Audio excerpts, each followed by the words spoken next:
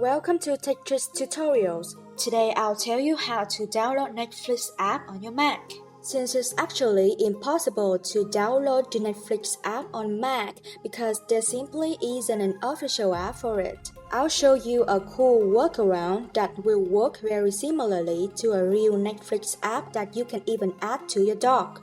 Open up your browser and then go to the Netflix homepage.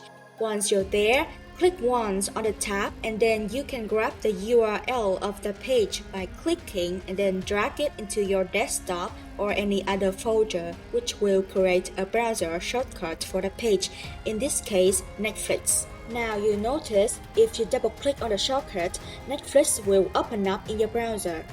Next, go to macosicons.com, type Netflix in the search bar and pick out an icon that you like. Then simply click on it and it will download to your computer.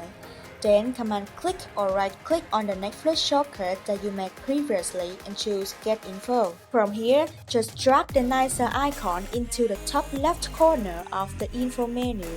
This will replace the ugly shortcut icon with a nicer Netflix icon. You can also rename the shortcut to say Netflix instead of having a link as its name. Now you can add this new Netflix app into your dock.